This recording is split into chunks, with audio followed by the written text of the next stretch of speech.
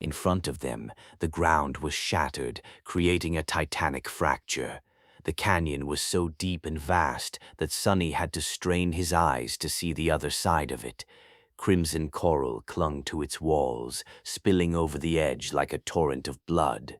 A long time ago, a graceful bridge of white stone connected the two sides of the canyon together. Now, however, it was broken, with only its base remaining in place. Looking at the bridge, Sonny realized that there must have been an ancient road somewhere beneath their feet. It led directly to the main gates of the ancient city, moving across the colossal canyon by means of the miraculous bridge and passing beneath the grandiose arch of white marble. Come to think of it, the headless knight, the ashen barrow, and the graceful woman whose hands had saved him twice were also situated in a straight line. Perhaps there was another road leading east, too. However, this thought disappeared from his head as quickly as it had appeared. All his attention was drawn to the remnants of the stone bridge, where stood another giant statue. Right above the weathered ruins stood a colossal stone warrior. He was clad in an archaic cuirass with a beautiful spear resting on his shoulder. The warrior was facing south, as though greeting the travelers who traveled on the road to reach the ancient city. Yeah, of course, his head was missing. More than that, the whole statue was covered in vast sheets of dull gray spiderweb, as if dressed in a solemn burial shroud. Sonny shivered, afraid to imagine what kind of creature was capable of creating the thick metal cables of the web that encompassed the stone colossus. Noticing his expression, Effie smiled. Scary, huh? Sonny gave her a nod, hoping against all hope that they would not have to find out the answer to his question. For once, his hopes were not shattered to pieces. The vivacious huntress sighed. I haven't seen it myself, but I heard stories of the creature that used to make its nest here.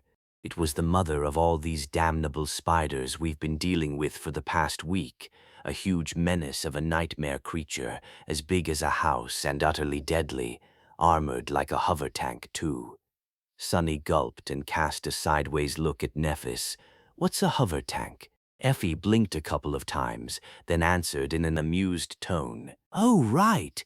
You're a school dropout, I almost forgot. You've seen a PTV before, right? PTV stands for a personal transport vehicle, as you know. I hope. Well, a tank is sort of like that, only much bigger and heavier, with thick armor and a kinetic or energy cannon installed on it. The government sometimes employs them to support Awakened when a gate opens near populated areas. Sonny tried to imagine such a vehicle and hazily remembered seeing something like this on the news when he was a kid. Mostly, these tanks Effie had described were shown opened like tin cans, with their crews pulled out and eaten by attacking monsters. He shivered. Mundane people had no business fighting against nightmare creatures. To be completely honest, even Awakened had no business facing them. It's just that they had no other choice. We're not going to try and kill that big spider, are we? Effie laughed. Actually, it's your lucky day. We won't be meeting the spider mummy. In fact, no one ever will. She's long dead. Sonny sighed with relief and glanced at the huntress. Yeah, great. But how do you know? She shrugged.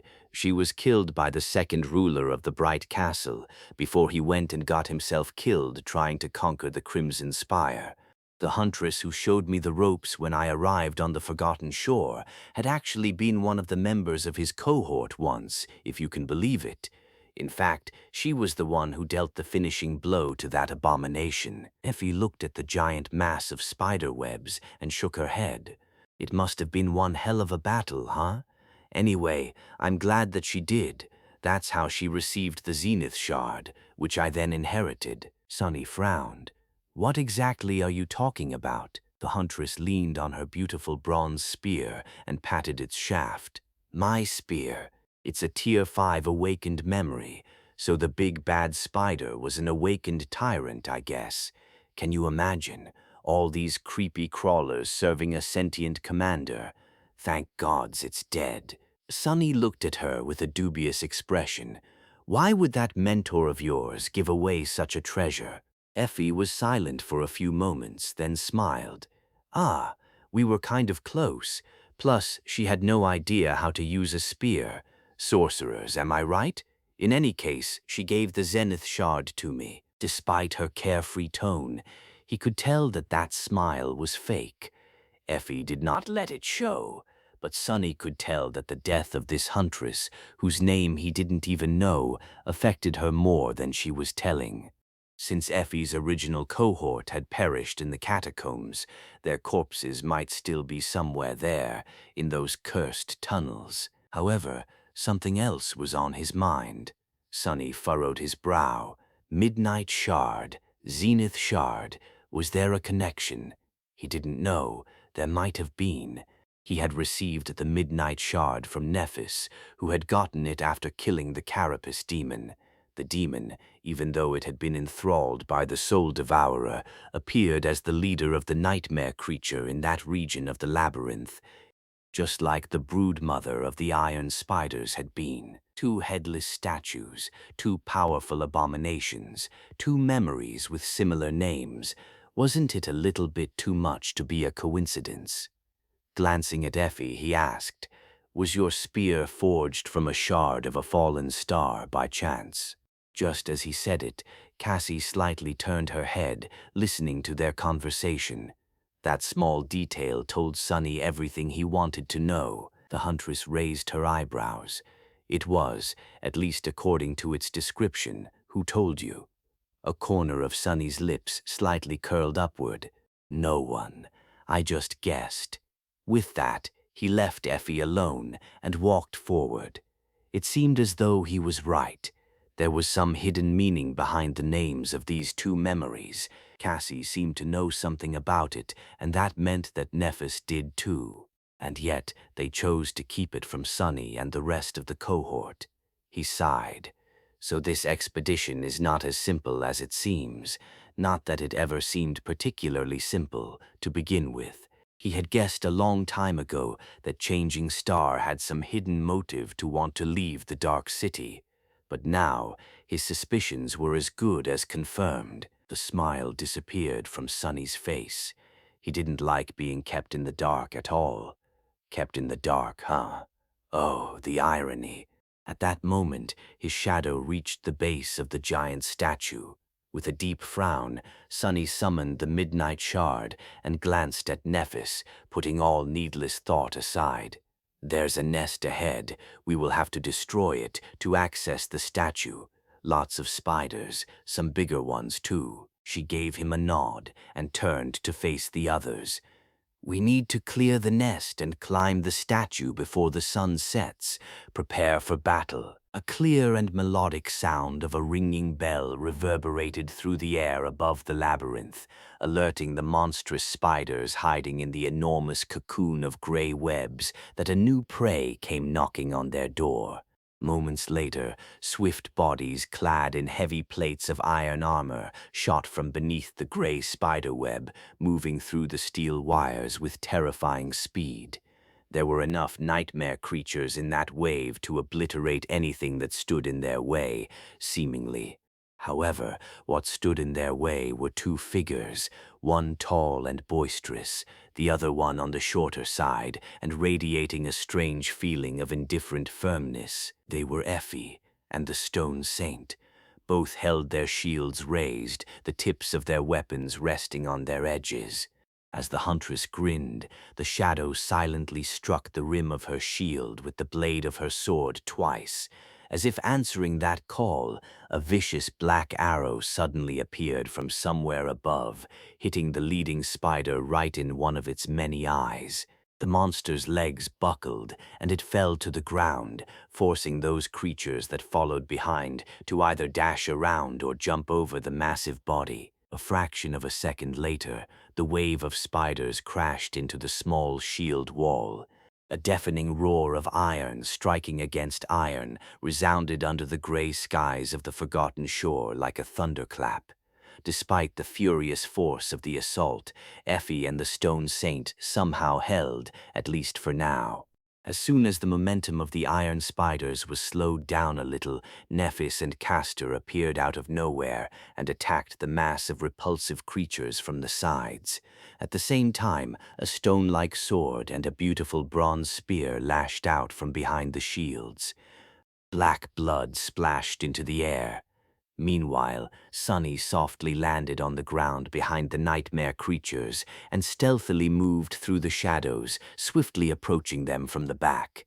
The midnight shard flashed, sending one of the spiders into the embrace of death. Ilinin, meanwhile, wadooreds. Without listening to the spell, Sunny used the precious moments before the enemy noticed his presence to wreak as much havoc as possible. His tachi moved twice more, severing several limbs and heavily wounding another abomination. After that, the spiders finally reacted to his treacherous attack. Not treacherous, just smart. With Effie and the Stone Saint holding the front, Nephis and Castor attacking from the sides, and Sunny closing the trap from behind, the monstrous arachnids were now surrounded from all sides. Well, sort of.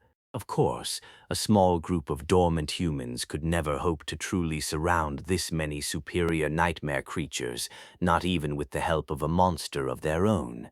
Trapped or not, as soon as the iron spiders had the time to react, they could easily overwhelm and tear them to pieces. Especially Sunny, who was behind the line of these vicious creatures and all alone. If the spiders decided to shift the focus of their attack, he would be dead in seconds. As another black arrow hit one of the larger spiders in the abdomen, Sunny hissed and dove under a spider scythe, then thrust his sword forward, ruthlessly piercing the head of the beast through its open, salivating mouth. Ilaplis matendilfmesh. With no time to tear the midnight shard from the spider's corpse, Sunny let go of its hilt and jumped back, narrowly avoiding being crushed by another ironclad creature. The few seconds of the advantage they had were coming to an end. A moment or two later, the spiders were bound to come to their senses. Even though the cohort had managed to kill 10 or so in this short window of time, there were still enough of the deadly creatures to rip them to shreds. Sunny didn't even have to look at Nephis to feel the shift in her movements. The silent understanding the two of them developed during their journey through the labyrinth many months ago was still there, allowing them to cooperate perfectly without the need to use any words, as though they were two parts of the same whole. In fact, despite the rift in their relationship, this bond was stronger than ever. Perhaps because they understood each other so much better now, for better or for worse. It was so exhilarating to fight side by side with Changing Star once again. Just before the spiders were able to turn the tide of the battle in their favor, Effie and the Stone Saint, who was following Sunny's command, suddenly moved to the sides. Nephis, Castor, and Sunny braced themselves. Behind the improvised shield wall stood Cassie. She was holding a wooden staff in her hands, while an elegant rapier hovered in the air above her shoulder. The tip of the rapier pointed directly at the spiders. As though following the direction of the quiet dancer's blade, Cassie moved her staff and activated its enchantment. Immediately, a powerful gust of hurricane wind slammed into the mass of the nightmare creatures, sending several of them reeling and throwing clouds of dust into the air. Of course, it wasn't strong enough to truly throw these abominations off their balance or damage them in any way. However, that wasn't the plan. Spider-kin of these creatures back on Earth had a uniquely powerful sense of hearing, which was rather strange considering that they had no organs that resembled ears at all. The truth of the matter was that spiders were able to feel the vibrations of sound waves. They were also masterful architects, using the vibrations in the specially created threads weaved into their webs to sense the movements of their prey from afar. These nightmare creatures were much the same. As the powerful wind threw dust into the air and made every wire of every surrounding spiderweb vibrate all at once, they were momentarily disoriented. The members of the cohort were waiting for this exact moment. Instantly, they attacked with ferocious determination, spilling rivers of viscous black blood onto the ground.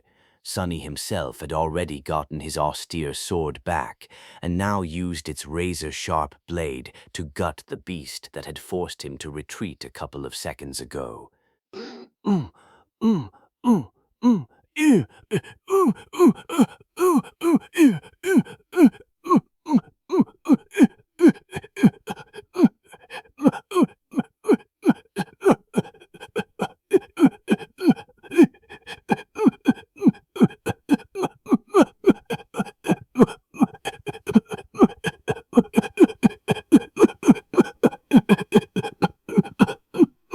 By the time the iron spiders came back to their senses, their numbers were significantly diminished.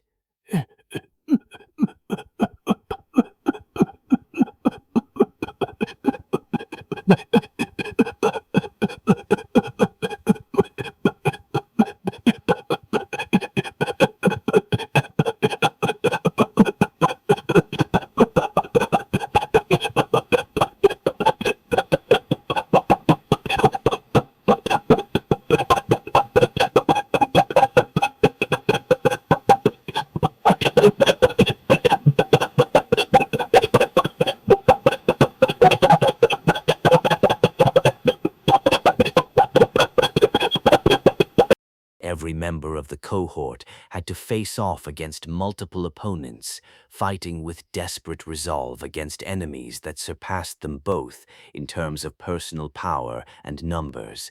Only the Stone Saint was calm and indifferent, moving through the ranks of the iron spiders like a graceful incarnation of pure darkness. The battle fell apart into several small pockets of fearsome violence. Kai was trying to support his companions from above, but with how intense the fighting got, he was having trouble finding the opportunities to take shots without risking hitting them. He was too afraid to take a risk, knowing all too well how harrowing the effects of the blood arrow were. If even the nightmare creatures of higher rank were doomed to succumb to a torturous death after being wounded by the ghastly memory, humans like them had no chance of surviving. For now, people on the ground were on their own. Sunny was struggling against two iron-clad abominations, gritting his teeth in exasperation. The damn bastards were too fast to reliably hit them in the gaps in armor, and too damn powerful to face them directly. As a result, he was forced to constantly dance between the two of them, dodging the whirlwind of strikes that rained on him from all sides. Curses. Jumping back, he held the midnight shard with one hand and used another to throw the prowling thorn in the direction of one of the spiders. The creature easily dodged the kunai and continued its attack, threatening to slice Sunny's hand clean off. He had no choice but to retreat once again. Behind the menacing beast, the throwing dagger continued to spin. A few moments later, it cut a smooth arch in the air and flew back, as if turning into a boomerang. Sadly, just like the spiders back on Earth, these repulsive creatures had an almost absolute field of vision. The second spider simply moved its head down at the last moment without even bothering to turn it, dodging the heavy kunai that approached it from behind. But Sunny was never trying to wound the nightmare creatures with the prowling thorn to begin with. Instead, he wanted to let them taste their own medicine. A moment later, the invisible string of his kunai drew taut, wrapped around two massive bodies.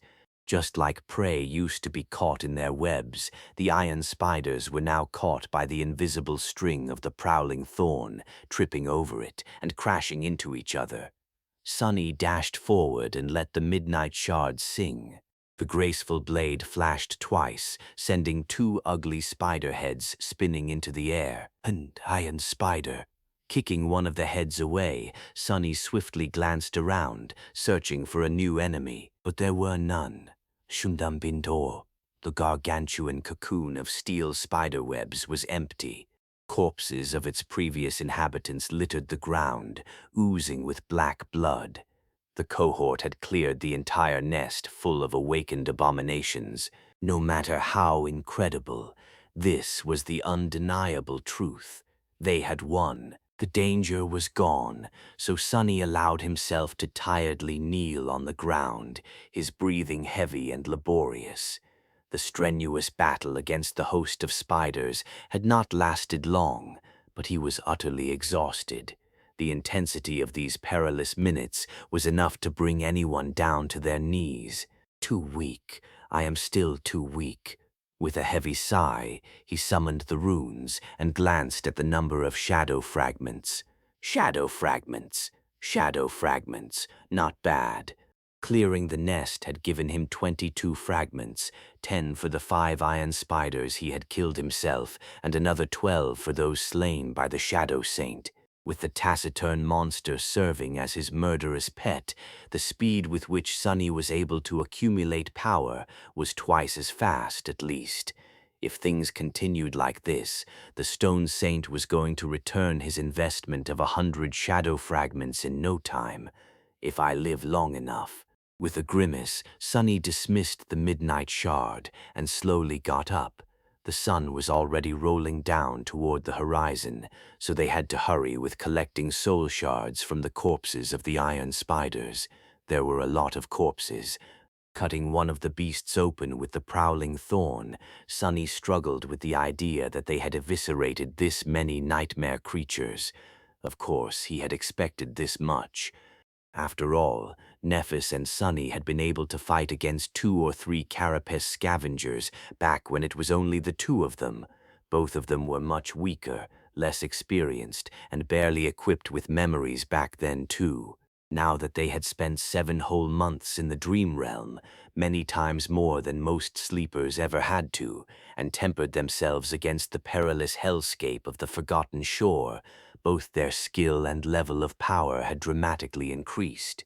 Add the fact that there were 2 other powerhouses fighting alongside them, as well as Nightingale and the menacing Stone Saint, and the outcome of the battle ceased to be that surprising. And yet, observing the carnage that they had left in their wake still made Sonny doubt his eyes. These were awakened nightmare creatures, still. The real reason why the cohort had won did not lie in the individual prowess of its members, but in their ability to cooperate and control the battlefield. The iron spiders were powerful and deadly, but at the end of the day they were still mindless beasts. That's why they had allowed themselves to be surrounded and trapped. Had they been commanded by a creature of a higher class, one that was as cunning and smart as the humans it faced, things would have turned out very differently. Sonny sighed. Come to think of it, the labyrinth was a curious place. It teemed with abominable creatures of all kinds, but almost all of them were of the mindless variety. The only 2 exceptions he knew about were the carapace demon and the spider matriarch, who had been either a devil or a tyrant. Perhaps it was just the nature of this place. Nothing too big and strong could escape from the flood of black water that drowned the world every night. Only comparatively small monsters were able to run away or hide, both from the dark sea itself and from the hungry terrors that inhabited it. These monsters were an almost insurmountable threat to those unfortunate young people who were sent to this forsaken hell by the spell, but by the standards of the Forgotten Shore itself, they were nothing but insects. A horde of parasites who fed on the crumbs left behind by the true masters of this place. What a depressing thought. This notion poured cold water on Sonny's pride over their achievement. Well, whatever. Soon they were done with the gruesome job of fishing out the soul shards out of the dead spiders. While Nephis was dividing the spoils among the members of the cohort, Sonny used the chance to dive into his soul sea and inspect the memory he had received during the battle. It turned out to be a cloak weaved from spider silk. Judging from the description, the cloak could provide him with a small amount of protection against physical attacks, simply by virtue of being very hard to pierce. Without thinking too much, Sonny fed the cloak to the Stone Saint. It was just a Tier 1 memory, so no amount of protection it could provide would be of any help in this damned place. He would also rather kill himself than go into a battle while wearing a cloak. There were easier and less painful ways to die. Plus, it was white. Didn't exactly go along with the dark gray fabric of the puppeteer's shard, not to mention being a hindrance to anything having to do with stealth. The stone saint absorbed another shadow fragment, at least, receiving his share of the soul shards and entrusting them to Effie, who had more than enough space in her enchanted bag. Sunny glanced at Nephis. Changing Star was looking at the sun, calculating something in her head. After a few moments, she sighed and said, "We still have some time. Let's explore the nest before ascending the statue." Sunny grinned. As an amateur explorer, this was exactly what he wanted to hear. Asterisk, asterisk, asterisk. The nest was formed by endless wires of the strange metal web and resembled a vast sphere. It was built around one of the legs of the stone colossus, effectively blocking the path to the bridge. The entrance was situated high above the ground and extremely wide. Looking at the diameter of that hole gave Sunny an understanding of just how big the spider matriarch had been. He shivered. The second lord of the castle had been a very powerful individual. Sunny didn't even want to imagine what the battle with the giant arachnid must have looked like. Inside it was dark and damp. Drops of black water were falling from above, creating an ominous melody. Peering into the darkness, Sunny suddenly stumbled and froze for a moment. This he didn't expect. Inside the giant nest of spider webs, a desiccated corpse of the colossal matriarch lay shriveled on the floor, its iron carapace shattered by some devastating blow. The creature was long dead, but the sight of it was still terrifying. The vast abdomen of the broodmother, however, appeared to have been severed much later than her fatal battle against the lord of the bright castle. It almost looked as if it was torn apart from within. Inside the terrifying wound, Sunny noticed the shattered remnants of 5 giant metallic eggs. The size of them was about the same as that of the 5 monstrous fallen beasts that had destroyed the original Stone Saint and her brethren back in the Dark City. So, that was where they came from. Looking away with a shiver, Sunny noticed numerous cocoons of spiderwebs attached to the walls of the nest all around the dead matriarch. Inside them, withered carcasses of nightmare creatures of all shapes and sizes were preserved in a strangely good condition. This was a true museum of terror. The nightmare creatures appeared as though they were kept alive inside the cocoons for a long, long time before finally succumbing to death and turning into mummified corpses. Perhaps the abominable spiders stored them there for later consumption, or not. Noticing a few cocoons that had been broken open and what was inside of them, Sunny had to try hard to stop himself from vomiting. The iron spiders did not use the monsters caught in the cocoons for food. They used them as incubators.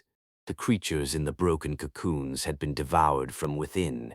A few of them still had hundreds of small, moist eggs embedded into their flesh, with embryonic spiderlings moving weakly behind the slightly transparent shells. Curse it all. Damn these spiders, damn the labyrinth, damn the forgotten shore, and especially damn the damned nightmare spell that had brought him here. Sunny suddenly felt tired of this long, feverish, never-ending nightmare he had found himself in, but the worst was still to come. He was the first to notice it. With a dark grimace suddenly appearing on his face, Sunny called out to his companions. Then he led them deeper into the nest, where, attached to the wall, hung a cocoon that was different from all the others, because this one hid a rough silhouette of a human body. The 6 of them stood somberly around the cocoon, each consumed by their own dark thoughts. Finally, Nephis turned her head to Castor and said, "Can your sword cut it open?" With a short nod, the proud legacy summoned the enchanted Jian and took a step forward. Approaching the cocoon, he stopped and hesitated for a few moments. "Be careful." Glancing back at Changing Star, Castor lingered for a second and then faced the cocoon with grim determination written on his face. As ghostly green light emanated from the blade of his sword, he swung it with the graceful precision of an expert swordsman. The tip of the jian cut through the metal wires of the cocoon, splitting it open. A shriveled human body fell to the floor, making the legacy jump back. Nephis, Castor, and Sunny stared at it, their faces pale and full of ghastly resentment. Then Sunny bent over and emptied the contents of his stomach. This was just too much. The young man whose corpse they found in this harrowing place did not die an easy death. In fact, being eaten alive from the inside by hundreds of tiny nightmare creatures was probably the worst fate imaginable. At least Sunny couldn't think of anything worse. But even worse still, he recognized the dead sleeper. His face was strangely intact, with an expression of horrifying agony frozen on it forever. Despite the overall condition of the corpse, Sunny knew who it was, just from one look. It was the young man who had attended the academy with them, the one who had called him a shorty when Sunny first approached Castor to create the impression that he was a boastful lunatic. Looking at their condition, Effie frowned. "Did you guys know him?" After a few moments of silence, Castor slowly nodded. "Yes. His name was Stephen. He was the youngest heir of the Pandavar clan, Stephen."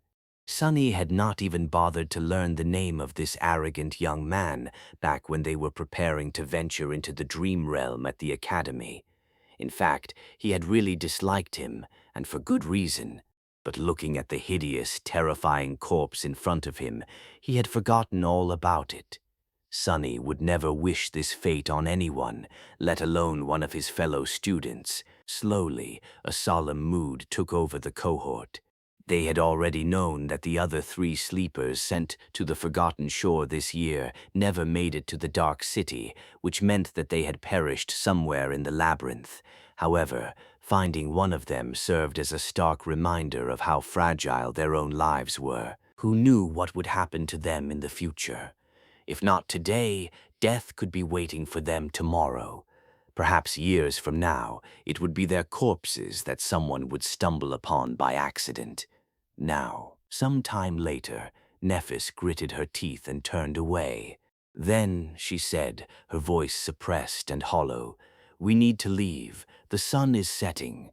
Now, her words broke the silence and brought everyone back from their grim reveries. Castor lingered for a few minutes, then spoke in a hesitant tone. Aren't we going to bury him?" Changing Star shook her head. "There's not enough time. I also don't want anyone touching the bodies infected with these eggs. It's too dangerous." Now, the members of the cohort looked at each other. No one had a reasonable objection, but it felt wrong to just leave their fellow human here. Finally, Nephis sighed. A complicated expression appeared on her face, and then she said, "All right, go. I'll catch up with you guys later." Sunny stared at her for a few moments, and then slowly turned away. One after another, the 5 of them glanced at Changing Star and left, leaving her alone with the dead young man and numerous cocoons, each hiding a slain nightmare creature. As soon as the last member of the cohort climbed out of the nest, a beam of pure radiance suddenly shot from the dark hole of its entrance, followed by a wave of scorching heat. The purifying fire unleashed by Changing Star engulfed the remains of their fellow student and then spread to the numerous cocoons, the nightmare creatures inside of them, and even the corpse of the spider matriarch herself. The insides of the nest turned into an incandescent, incinerating furnace. Everything inside of it was doomed to be annihilated and turned to ashes. A few minutes later, the whole structure was consumed by furious white flames. Nephis had escaped the burning nest shortly after the rest of her cohort, her face pale and tired. Leaving the grandiose funeral pyre behind, they began ascending the statue of the ancient warrior. The night was approaching. Once they climbed all the way to the broad shoulders of the statue and found a suitable place to make camp, everyone looked down without having to say anything. Far below them, the The giant nest was still aflame. The cables that constituted it were melting and turning into rivers of liquid metal, flowing down from the edges into the vast abyss of the canyon. The turbulent black waters were rising from below to meet them. When the two streams met, one lightless, the other incandescent, billowing columns of hot vapor shot into the air. For a few moments, it seemed as though light and darkness were on equal footing. But then the cursed sea rose from the depths of the canyon in a surge and washed the brightness of melting iron away. The flood of blackness crashed into the burning nest, dousing it. A minute or so later, the white flames were gone. The surface of the dark sea continued to rise, as though nothing had ever happened. Sunny sighed and turned to Nephis. Now that they had reached their goal, it was time to face the real danger. With a grim expression on his face, he asked, "So, now what?" He knew the general concept of how she was planning to reach the southern edges of the forgotten shore in a short time, but not the details. Changing Star glanced at him, lingered for a moment, and then said, "We arrived at the canyon faster than I expected. There are still 2 days left before we can act, so make yourself at home. We'll rest tomorrow and start preparing for it the next day." Sunny smiled. Rest. That sounded swell. Plus, he wasn't really looking forward to making use of the fast and comparatively safe method of traveling through the labyrinth that Nephis had talked about. In fact, he would rather never have to use it at all. Asterisk, asterisk, asterisk. Just like that, the cohort found itself with nothing to do for the next 2 days. Before leaving the Dark City, Changing Star had anticipated that various things could slow them down and padded the schedule of the expedition with extra time. Who knew that they would actually make it to the broken bridge so fast? In any case, Sunny wasn't complaining. He had a lot to do and think about. For example, the mysterious connection between his tachi, Effie's spear, and the headless statues that stood around the forgotten shore. The statues represented the 7 valiant heroes that had made an oath to return light to this cursed land thousands of years ago. Sunny had seen 3 of them by now: the knight, the graceful woman, and now this mighty warrior. Did every statue have a connection with a specific memory? If so, what was that connection, and why was Nephis so reluctant to share this information with everyone? Well, it wasn't like he and Changing Star were very close now. Sunny had drawn a clear line to denote the nature of their relationship himself. He insisted that he was not a true member of the cohort, but merely a hired specialist. Why would she share her secret with him? This was a logical conclusion, but Sunny couldn't help but feel a bit resentful. Despite the fact that he was her first partner, now the situation had changed. Nephis had other people to rely on, like Castor. So why would she say that Sunny was the only person she trusted on the forgotten shore except for Cassie, and then hide her technique from Castor? Everything felt so complicated. In any case, there was an invisible line drawn between the core members of the hunting party and the outsiders, Sunny and Kai. No one consciously avoided them, but it was clear that the line existed. When all was said and done, the 4 true members of the cohort preferred each other's company. That's why Sunny and Kai ended up spending a lot of time together, chatting about this and that, and generally having a nice time. Honestly, Sunny couldn't complain. As far as companions went, the charming archer was not the worst option. Plus, their conversations were extremely entertaining. Kai had a lot of fun stories about his life as a celebrity, while Sunny had plenty of macabre anecdotes about his life in the outskirts. Their life experiences were so vastly different that it was almost as if they were from different worlds. As a result, both felt like they were listening to fictional stories about some strange and fantastical land that they had never heard about before. Sunny spent the rest of his time training with the sword, trying to turn shadow dance from an ethereal concept into a practical set of core principles.